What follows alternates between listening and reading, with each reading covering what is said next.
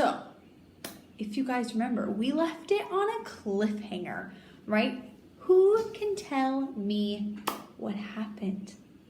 They went into that room, they're trying to figure out who this guy is, and the last words that were said, let me remind you, "Who are you?" the head bellowed. "Tell me now, or I will kill you where you stand."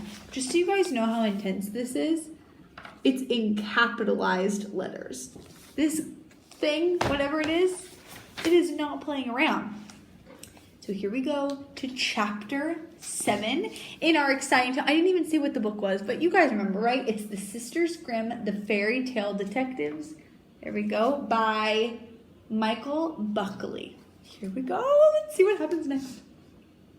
"I'd like to see you try," Puck said defiantly.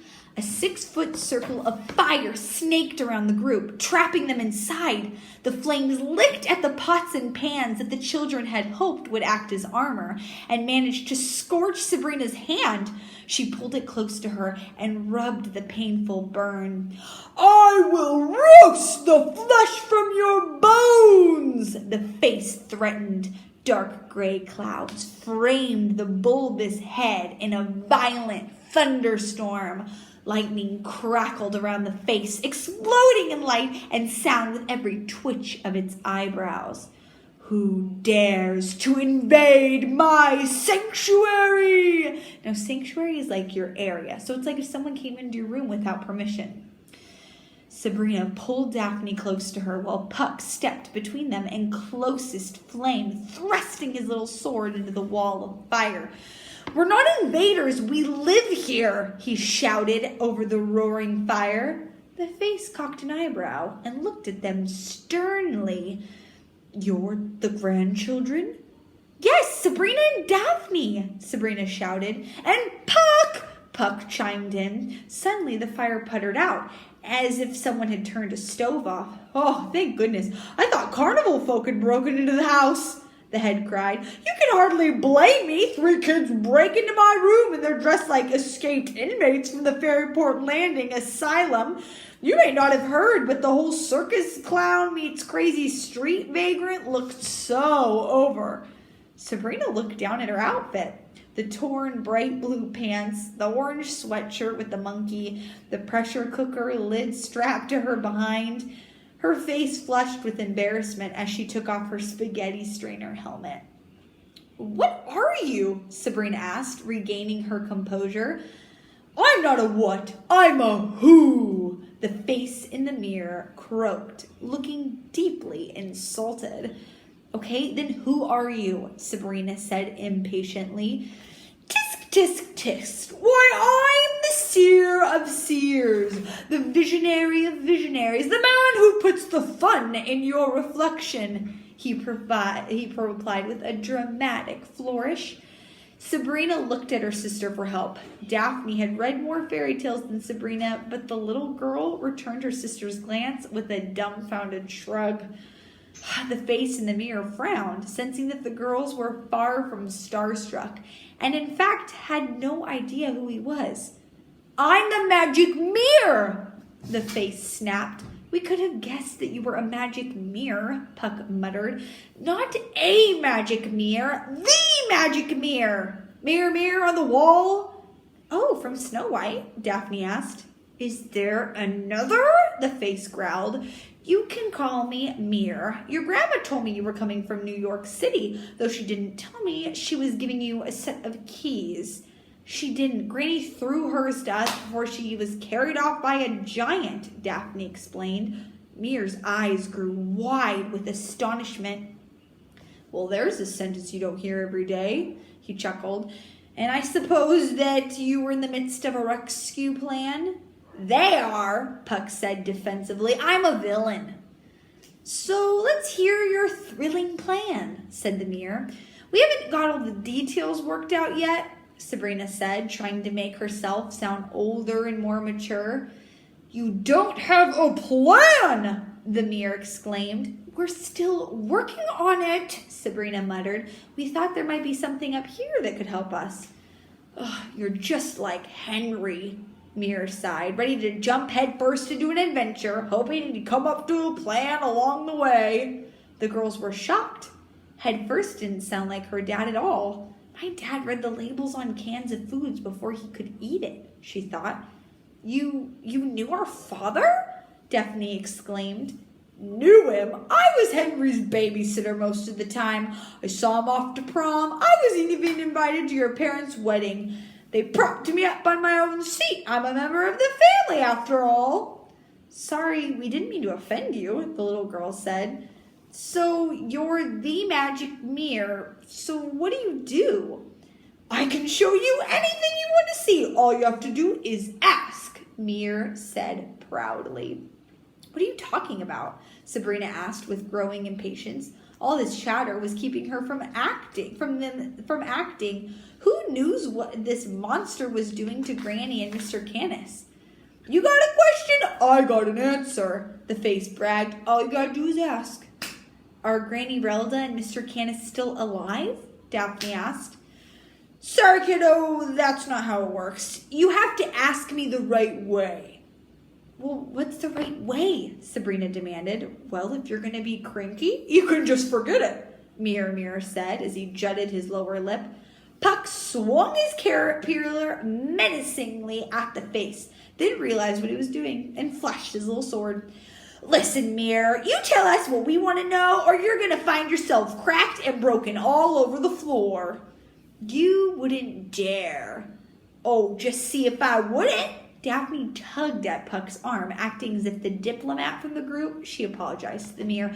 We're just very eager to find out our Granny and Mr. Canis, and we don't understand what you were saying. The face's expression changed to a huge smile.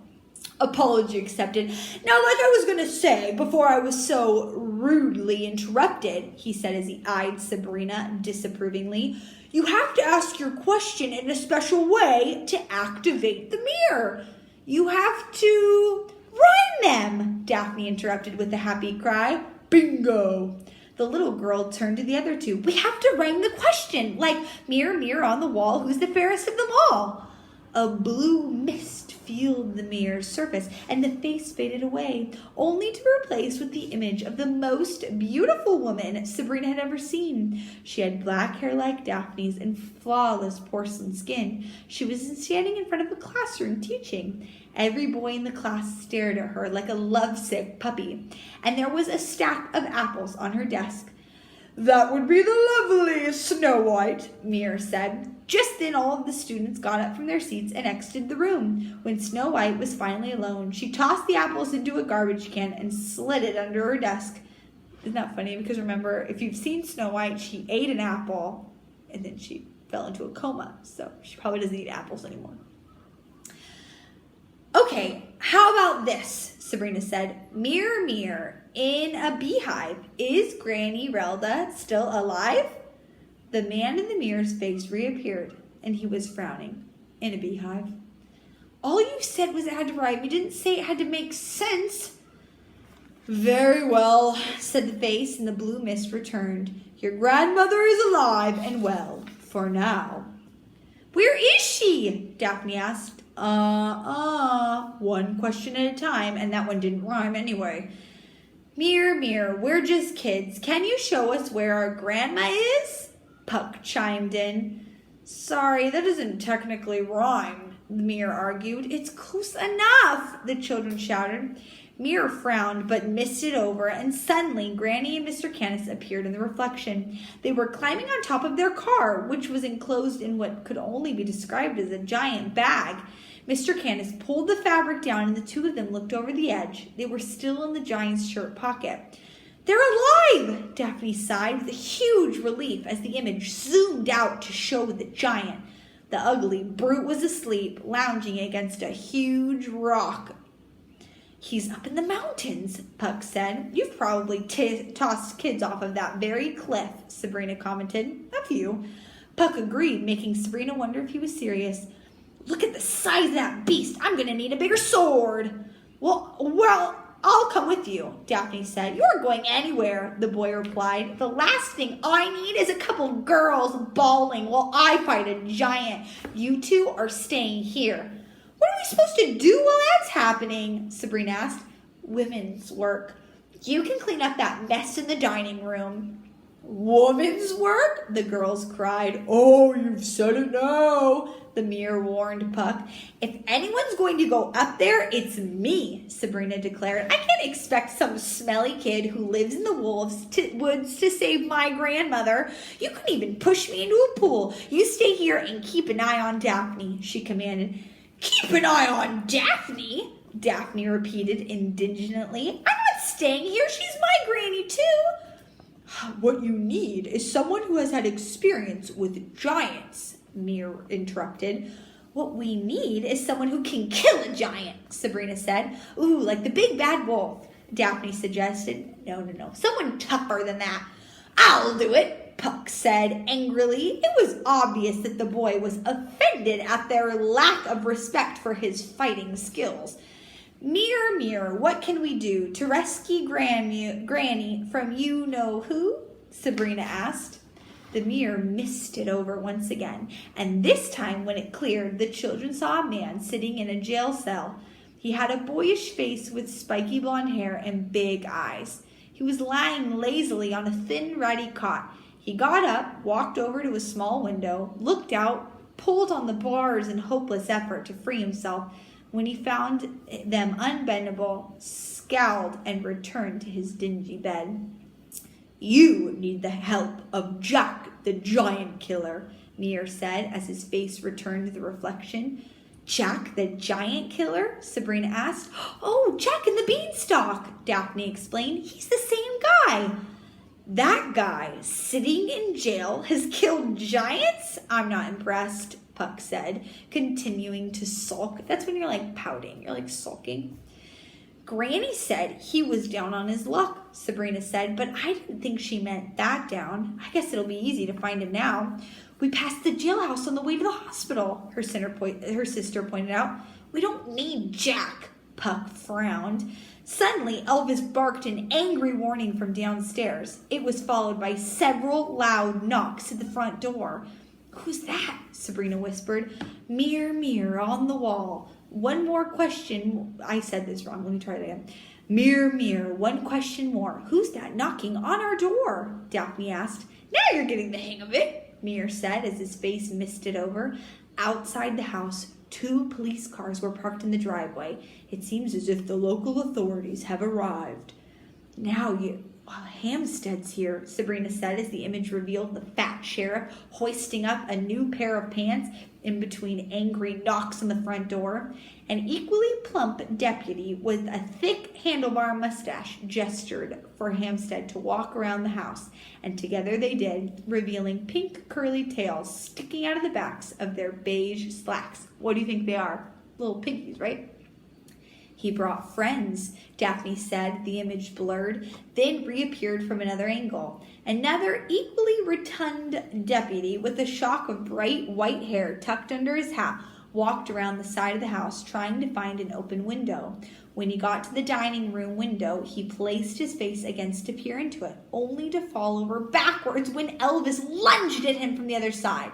The terrified deputy transformed into a pig, but changed back once he calmed down.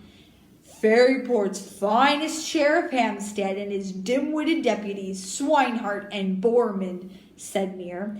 I can't believe the 3 little pigs are working for the bad guy, Daphne sighed. I can't believe that anyone's still calling them the 3 little pigs, the Mir said. That trio's been tipping the scales for as long as I can remember. So he's saying they're not really little, they're quite large pigs. Look at them, they're no match for us. Why, I could take the 3 of them by myself, Puck said, so excitedly that his wings appeared and he flew off the floor. Sabrina pulled him back down by his sweatshirt sleeve.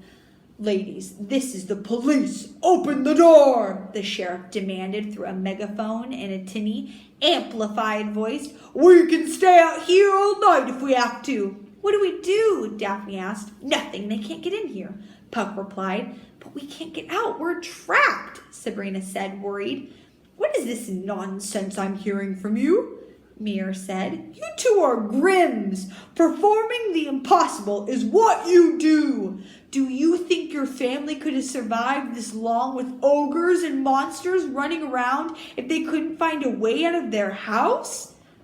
Okay, you're smart. You tell us what to do, Sabrina snapped. We came up here because we were looking for some help. Now there are cops outside who want to arrest us, and worse, who are keeping us trapped in here so we can't get out and save our grandmother and her best friend who were kidnapped by a giant. You're asking for my help? Yes, do we have to rhyme for it too? Not at all. Ask my little wardrobe challenged friends, and you shall receive, the face said. I need your keys. What? Why? Sabrina asked. Do you want me to help you or not? Give me the keys. The reflection warped, and a portion of the mirror's face grew outward as if someone was blowing a bubble from the other side. It pushed out farther and farther, causing the reflection to shimmer and ripple until a hand was thrust enough. Even Puck seemed unsettled by what he was seeing. Come on, girl, I don't have all night, the mirror complained. Sabrina put the keys into the handles, and it disappeared into the bubble. I'll be right back, the face said, and it vanished, and the surface of the mirror flattened, returning to normal. After several moments, the face reappeared. I've got just the thing for you, Mir said with a smile. Again, the surface of the glass rippled, and this time a dusty, rolled-up carpet came through. Once it had completely broken the surface, the carpet fell to the ground, where it unrolled before them. Dazzling burgundy and gold threads formed an intricate pattern of symbols, moons, stars, flowers, sickles, and triangles, which seemed to shimmer as if they were woven from the precious metal. Golden rope tassels hung from the carpet's edges. Sabrina thought it was the most beautiful rug that she had ever seen. What's this? Daphne said, stepping onto the carpet. Suddenly, it lifted off the floor and hovered in the air. The movement was so quick that Daphne fell on her backside. It flies! Just a little thing your grandpa picked up during a trip to the Middle East. Maybe you've heard of Aladdin? Mir said proudly. This is his flying carpet. Thought it might be the best thing for your little rescue mission. Just tell it the location of where you want to go and it'll get you there, even if you don't know where it is yourself. How do I make it go down? Daphne asked, giggling, but sooner had the question left her lips, the carpet fell to the ground, causing Daphne's armor to clang onto the floor. When you're finished with it, I expect you to return it, said the mirror sternly as Granny's keys came back to the surface and fell to the ground. Sabrina picked them up. But how are we going to get out of the house? Sabrina asked. Listen, cowgirl, I can't do it all from you. From what I hear, you're quite the expert at sneaky. I suggest you cause a diversion, Mir said. With what? I don't know. What could possibly distract 3 little pigs? Enough so that you could get away. Sabrina thought for a moment and then grinned. I know exactly what to do. So they have the carpet from Aladdin, so now they can fly over them. Let's see.